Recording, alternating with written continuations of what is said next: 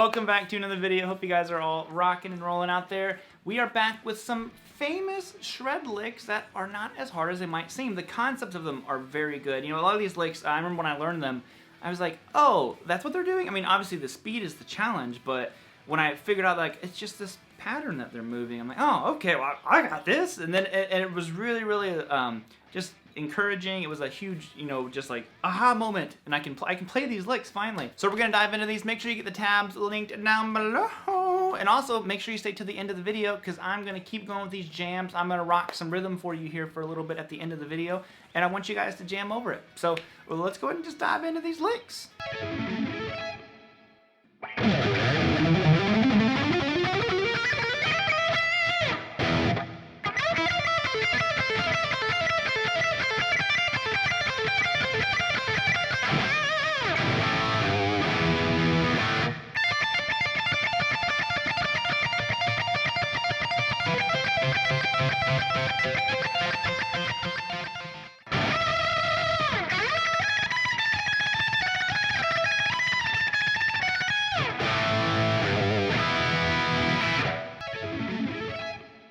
Alright, so lick number one is, of course, the famous Dimebag Darrell lick, where he is running up that solo from Cowboys. He's going like this. To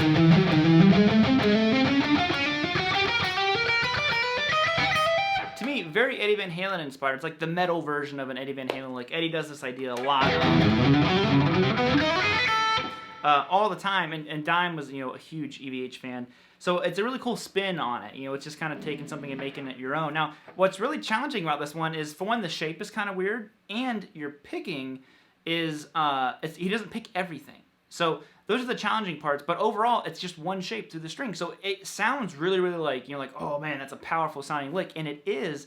But when you learn it, you're like, oh, I can do this, you know. So essentially, it's just this. You're going to pick 11, 12, 15 on the low E string. Now you pick 11 again, and you hammer onto 12 and 15. This is a very common Dime pattern. He does it a lot, so... Oh, sorry.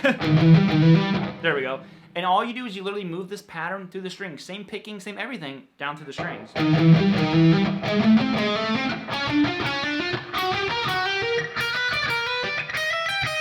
Now, part of what gives this to me, this lick, the snap that it has to it, is when you pick it like that, you're ending your last pick note with an up. And it's the same throughout the whole thing. So the just an up pick in general has a little bit more snap and bite to it.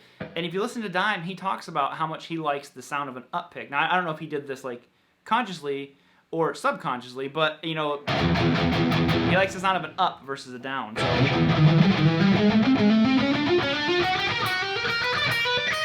Here it has that like pop to it, that little dynamic sound to it.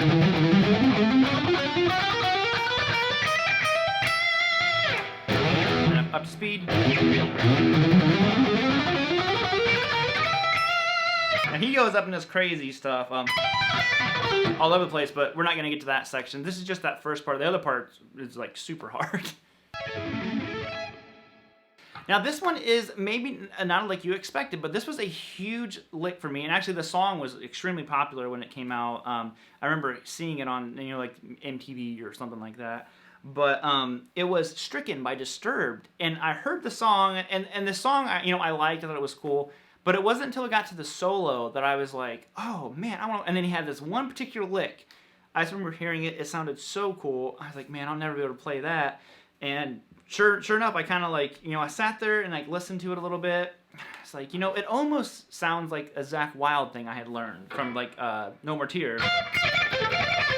But I knew, but there's like a couple notes and they're different. So at the time I only knew the pentatonic. I'm like, it has that sound to it, but it still sounded a little bit different. And I finally figured out it was this. And there's this little tricky section that it ties the two sections together that's super crucial to the overall feel of the lick. So it goes like this slow.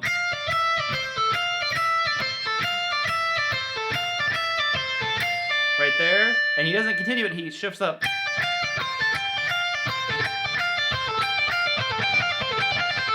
Then he goes back to it. So yeah, the first part. I just remember hearing that, I'm like, that's so cool. So all it is it's basically like a D, you know, Aeolian kind of idea is how I'm seeing it. think the whole solo is basically D-Aeolian.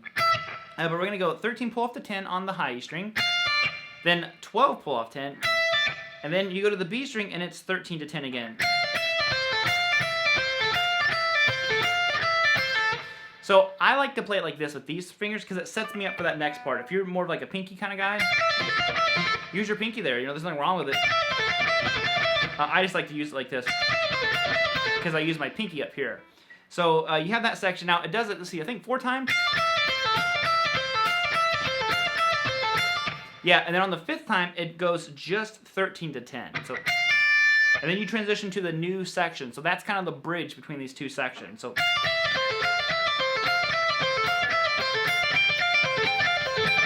Let's do the song and get the exact how many times he loops it or whatever. But then it does the same exact thing, just, you know, one note different, really. It goes 15 to 10, and then you go to 13 to 10, and then 13 to 10 on the beat. I thought that was a really cool pattern, and I ended up using that a lot, you know, earlier on, trying to improvise around. I would use it, maybe not like that.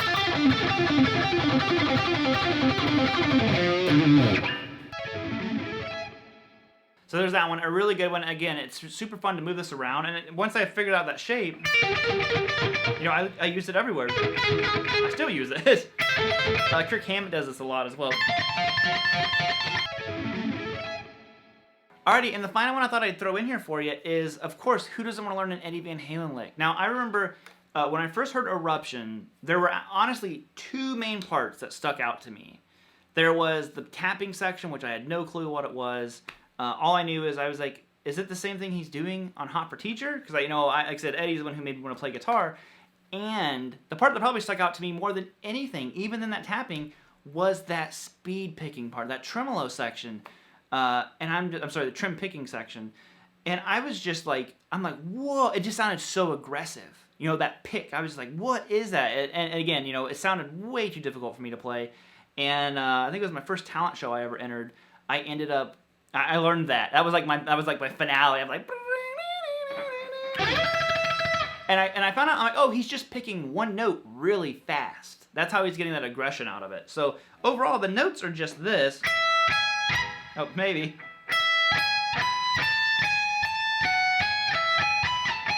I remember that. Actually, I remember now. That's how I did it in the talent show. I played it untremolo picked,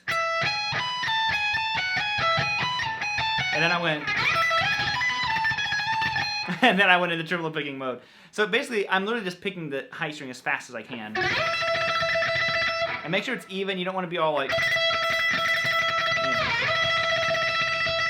And Eddie does it really weird, but basically it's just that. It's 12, 16, 19, 17, 16, 17, 14, 16. That's it. It's so simple. Which is actually all, you know... E major, essentially.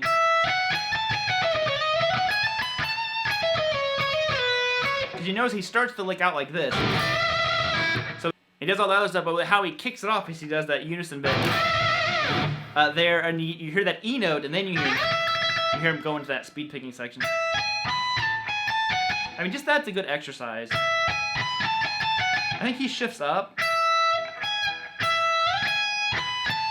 I don't remember how Eddie does it exactly. But there's that one, and that was one of my, probably the coolest lick I ever learned. So there you guys have it. I hope you enjoyed those. Like I said, these were just really, really fun licks. I remember learning them, and I was just like, oh man, I feel cool. And I still play them, and I'm just like, these are great licks. So like I said, get the tabs down below. I'm getting ready to jam with you. And we're going to give you some like 80s metal jam today. So get your guitars out, and I will be seeing you all next time. Peace out, homies. And yo, let's get our jam on.